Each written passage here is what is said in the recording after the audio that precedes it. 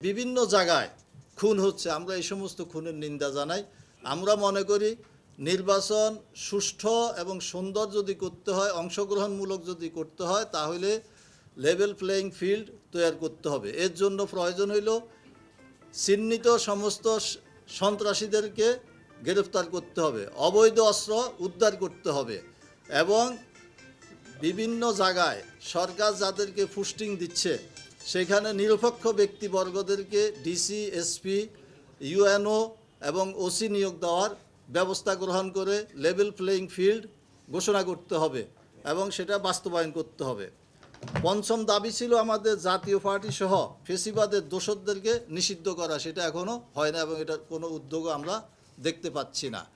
তো আপনারা জানেন যে গত 16 তারিখ আমাদের 8 দলের শীর্ষ নেতৃবৃন্দ বসে সিদ্ধান্ত গ্রহণ করেছেন যে লেভেল প্লেয়িং ফিল্ড সহ অন্য দাবিগুলো, যে আমরা মনে করি সরকার যেহেতু গণভোট এবং জাতীয় নির্বাচন একই দিনে ঘোষণা করেছে, আমরা মনে করি ফেব্রুয়ারিতে জাতীয় নির্বাচন এবং গণভোট হোক।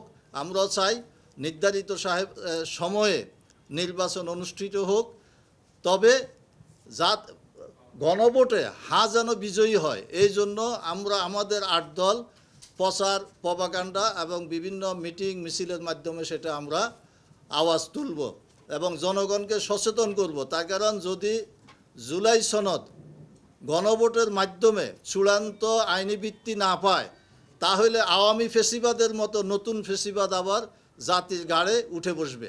এই জন্য আমাদের 8 দলের সিদ্ধান্ত হলো যে আমরা এই গণভোটে যেন বিজয়ী হয়, এই জন্য আমরা প্রচারণা চালাবো। আপনারা জানেন আমাদের গত শীর্ষ বৈঠকে সিদ্ধান্ত হয়েছিল যে আমরা আন্দোলনের মধ্যে আছি, আন্দোলনে আমরা থাকব এবং এই আন্দোলনের অংশ হিসাবে আগামী 30শে নভেম্বর হইতে 6 ডিসেম্বর পর্যন্ত ঢাকা ব্যতীত 7 বিভাগীয় শহরে 8 দলের উদ্যোগে সমাবেশের আয়োজন করা হবে। উক্ত সমাবেশে 8 দলের শীর্ষ নেতৃবৃন্দ বক্তব্য রাখবেন, জাতিকে সচেতন করবেন এবং আগামী দিনে দুর্নীতিমুক্ত এবং দখলবাজ মুক্ত সরকার যেন গঠন হয় সেই ব্যাপারে উৎসাহিত করবেন এবং 8 দলের বিভাগীয় লিয়াজু কমিটি গঠন করা হবে এই সমাবেশগুলো বাস্তবায়নের জন্য এবং পরবর্তী আন্দোলন সংগ্রাম পরিচালিত করার জন্য প্রত্যেক বিভাগীয় শহরে 8 দলের লিয়াজু কমিটি গঠন করা হবে। 30শে নভেম্বর রবিবার রংপুর বিভাগীয় সমাবেশ রংপুর সদরে হবে, রংপুর টাউনে হবে। 1 ডিসেম্বর সোমবার এটা রাজশাহীতে 8 দলের সমাবেশ হবে। 2রা ডিসেম্বর মঙ্গলবার খুলনাতে 8 দলের সমাবেশ হবে।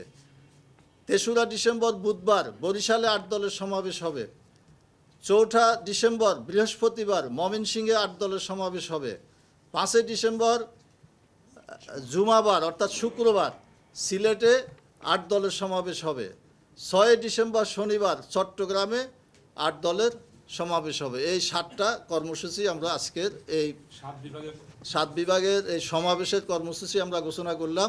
এটা আজকে লিয়াজু কমিটিতে বসে এটা সিদ্ধান্ত হয়েছে।